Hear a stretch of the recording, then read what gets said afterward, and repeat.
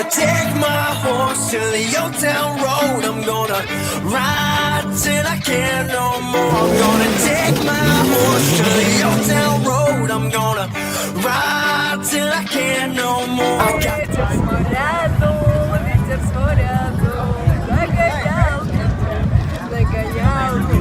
السلام عليكم، حياكم الله من السعودية. عندنا تاريخ 9 الساعة 6 مساء. نحن في آخر نقطة في الجزء الثاني من رالي دكار السعودية 2020. فأمامنا مغامرات كثيرة حقيقية، أحيانا خطيرة.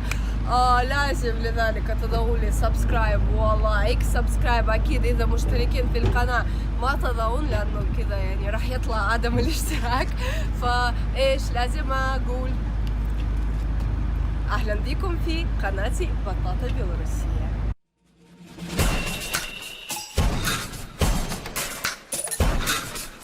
مسابقة رالي دكار تعتبر أخطر وأكبر مسابقة رالي في العالم، وأنتم أكيد تعرفون كم أنا جبانة، بس الحمد لله في ناس ضمنوا سلامتي هنا. يلا اوكي نكون صريحين، انا بنت ما سمعت اي شيء عن رالي او خصوصا عن رالي دكار، ففكرت لما حصلت على الاقتراح انه راح نيجي ونشارك يعني بالجد، يعني بنت ايش سوي. بس بعدين فهمنا انه مع فريق مرسيدس بنز في السعودية راح نتابع الرالي من أجزاء مختلفة، نقاط مختلفة من السعودية. شوفوا الخريطة، فهذه هي خريطة المسابقة. بدأنا من جدة، الحين جينا إلى الواجه. مرحبا. نحن في الواجه. الحين راح نروح لنيوم، هناك نبقى يوم كامل، والأولى وحيل ورياض. بعدين الجزء الثاني سيكون في الجزء الجنوبي. للأسف الشديد أنا لا نشارك فيه. شفتوا الخريطة، أنا جدا متحمس. الحين نرجع لجدة.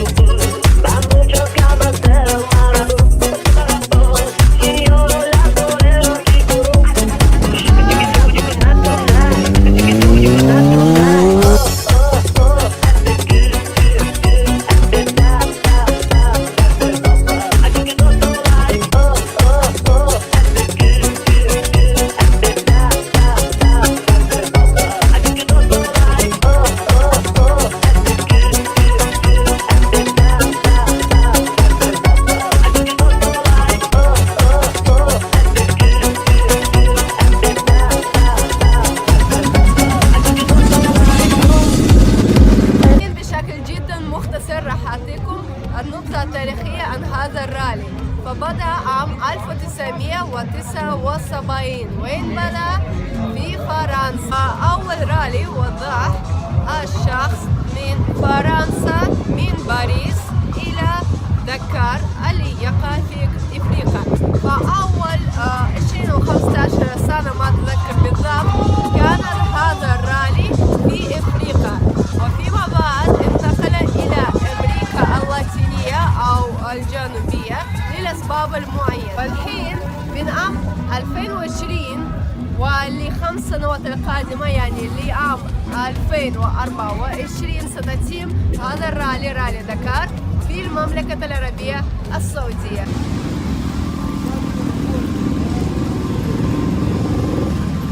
الحين نحن في مصنع مرسيدس بنز. على طول راح نروح إلى النقطة الأولى حيث راح تبدأ المسابقة، فهي الوجه. فنمشي بهذه السيارة الحلوة مرسيدس فيتا، نجرب. مريحة ومش مريحة لأنه الطريق جدا جدا طويل، 6 ساعات.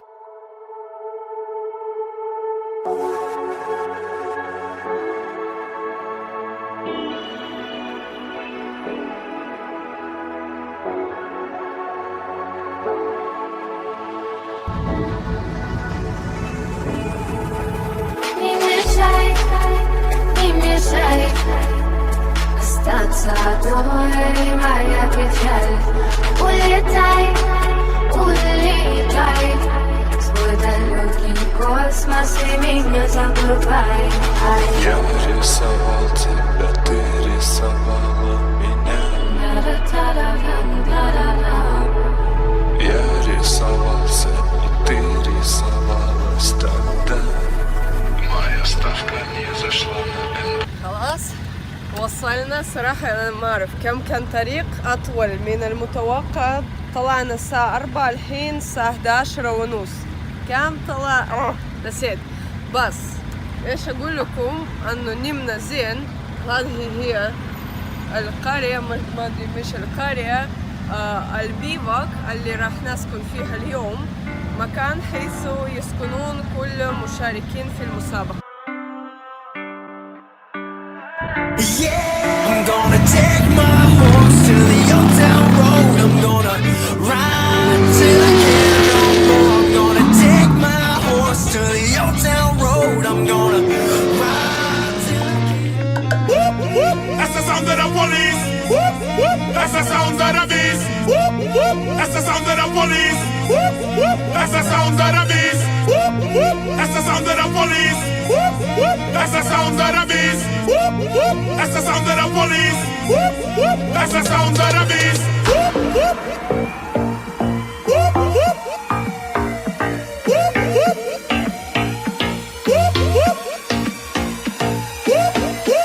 تحس كأنه في أي لحظة السيارات هذه صغيرة وكبيرة راح تنكسر. مرحبا مرحبا، كيف حالكم؟ الحمد لله. ويلكم. شو انطباعاتكم بالرالي؟ أول مرة تشوفون ولا لا؟ الحمد لله كثير كويس. رالي ميمي. ما في. مرحبا، كيف حالك؟ كويس كويس. أنت شو رأيك في الرالي؟ ها؟ شو رأيك في الرالي؟ خايس. خايس؟ إيه. Ну чё, Андрей? Как ты? Все нормально. Захотелось покататься вместе с ними на этих раллиных автомобилях, но думаю, не дадут. Can we? You think we can ask them to let us drive with them? What do you mean? Like No, definitely not. I will go. I want to go. أندري لأول مرة في حياته جرب أن يلبس عرفات بالروسي ونسيت كيف بالعربي. تقريبا بابوشكا روسية. You know what's بابوشكا? But he looks like babushka. It's Yeah. like old lady. Yeah. ما شاء الله. Professional. Not yet. أوه. إيش هذا؟ Oh my هذا god. watermelon? Can we break it to see Yeah, what's there's- inside? No! There's more. Это же для Кэмела. It's for the camel. The camel will be hungry. Okay, well.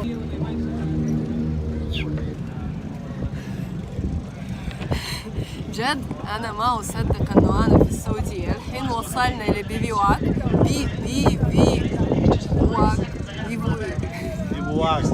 بيفيواك وصلنا لبيفيواك وأنا الوحيدة لابسة عباية. وناس يعني كذا يشوفوني. أنا جت في السعودية ناس يستغربون إنه أنا لابسة عباية، وأنا خلاص تعودت عليها لما تكون مفتوحة جدا مريحة، ويعني ما أقدر أشيلها. أول شيء أنا ما توقعت إنه عدد الناس هنا راح يكون يعني كذا كثير، يعني واو. عدد المشتركين هذه السنة كما فهمت حوالي 540 شخص، وهذا أعتقد إنه رقم ضخم. ثاني شيء، أول ما اتصلت بي شركة مرسيدس بنز في السعودية موجودة في جدة، وقالت لي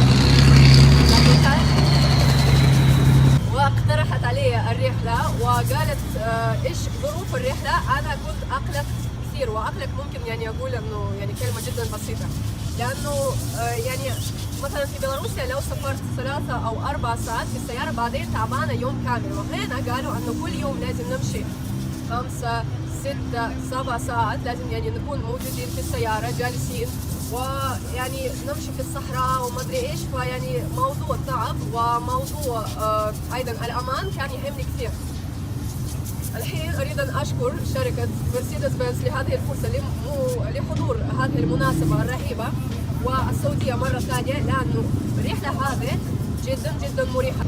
فبارحة مثلا طريقنا كان تقريبا 6 ساعات ونص، بعد ذلك كنا واقفين ننتظر في السيارة تقريبا 4 ساعات، وخيلوا ما تعب.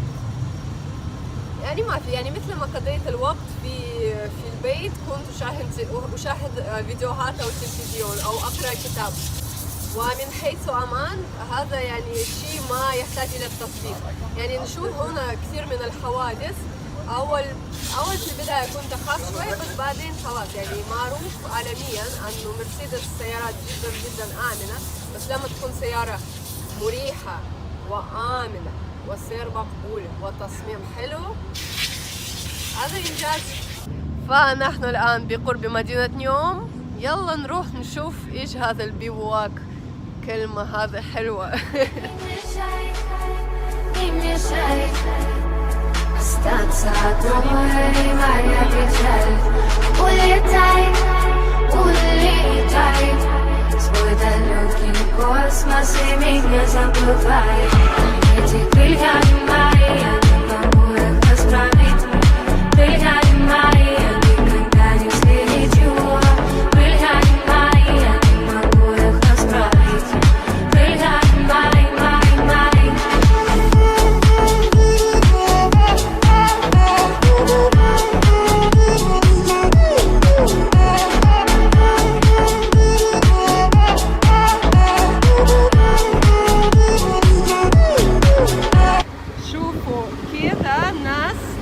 ينامون تقريبا أسبوعين. فريق الصيانة والمساعدين والإعلام قالوا أنه يعني مريح عادي. المشكلة الوحيدة الضجيج، ليلة كاملة في شيء صاير، فلذلك إذا تخافون من الضجيج صعب تناموا. لقينا شخص جدا متميز، هو مش مشارك في الدكار بس عنده قصة جدا حلوة. Hello. Hello, how are you? Could you explain us what's up? Yeah, I'm traveling with my family. Side is my wife and my daughter. My daughter now is 13. But we left the first time in 2014 and we did the point lines around China, Thailand, Malaysia, Singapore, India. We have been 14 months traveling. And after, we have been 2 years working, and in 2017 we left again and continues traveling. From 2017 we did that other one. All the stands, Turkmenistan, Kazakhstan, Tajikistan, Kyrgyzstan. After Siberia, Mongolia again, and went back at home. And last Christmas we have been 1 month at home only. And we start to do Africa. So from Morocco, all the west coast until South Africa, and after from South Africa, east coast until Egypt. And from Egypt we are now in Saudi Arabia. And now it's Paris-Dakar here, and we are here. And you know what is the most complicated thing in our route? It's not to cross Nigeria, it's not to cross Cameroon, it's not to cross Congo, it's to be with 13 years old lady. So that is the most complicated for us. السلام عليكم مرة ثانية من نفس الموقع في الأولى. تقريبا سنة صارت، الحين فريق مختلف بس. Моя ставка не зашла на НБА. Эти крылья мои, я не могу их расправить. Крылья мои, я никогда не слечу. فبالتأكيد في بداية الفيديو ما كنت أستطيع أن أقول لكم إيش عن هذه السيارة الحلوة، ما أعرف ممكن مش حلو. فالحين في العلا الجميلة راح نحاول أن نوريكم أحلى ميزات حق هذه السيارة.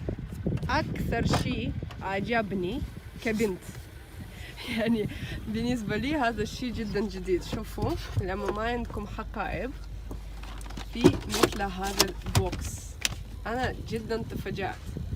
إذا عندكم أشياء كثيرة صغيرة كذا ترتبوها في هذا البوكس، من هنا بسهولة تقدرون تأخذوها، يعني ولا شيء راح يطير في السيارة. أنا مسابقا أعتذر بسبب الرمل في السيارة، لأنه يعني كل يوم ننظف بس الرمل كله يدخل. ميزة أخرى جدا مميزة في هذه السيارة تركيب المقاعد. يعني نحن نفضل أن نمشي كذا لأنه عندنا شخصين فقط في السيارة، نقدر نوضع رجلينا هنا، بس تقدر تلفها، تقدر تضع الكراسي بأي ترتيب تريد، تشيل أي واحد منه.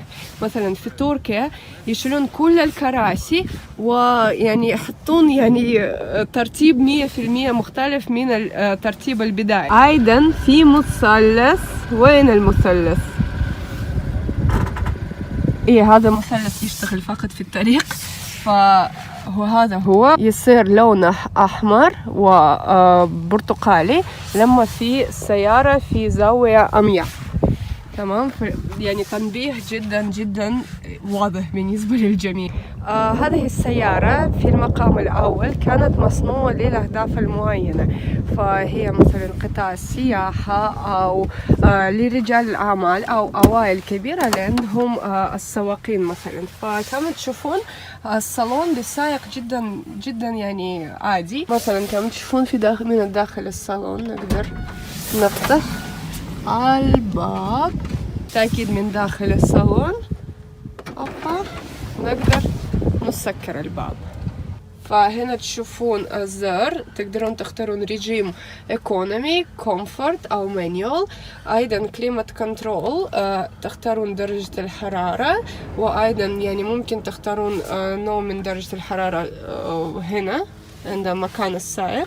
وفي الصالون مع ركاب سوري.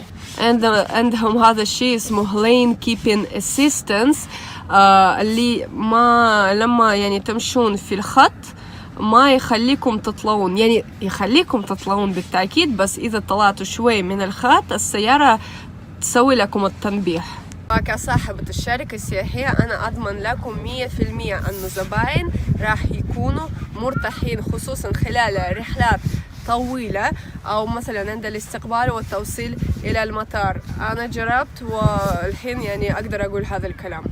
اليوم أحد في العلا طلب منا استعمال الولاعة، وهذه كانت هدية. شكرا جزيلا إذا تشوف هذا الفيديو. That's the sound of the police. That's the sound of the beast. That's the sound of the police. That's the sound of the beast. That's the sound of the police. That's the sound of the beast. That's the sound of the police. That's the sound of the beast.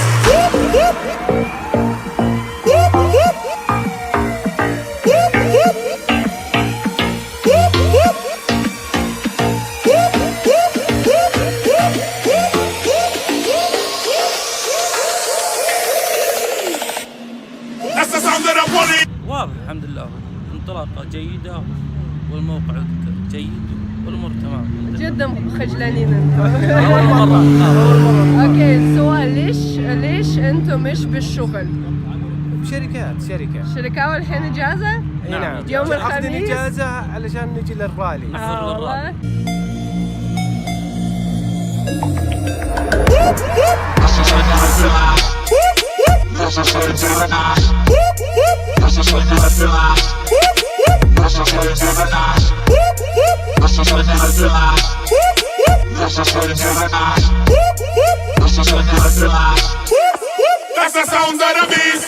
آخر ليلة في الرياض مشينا، خيلوا كم؟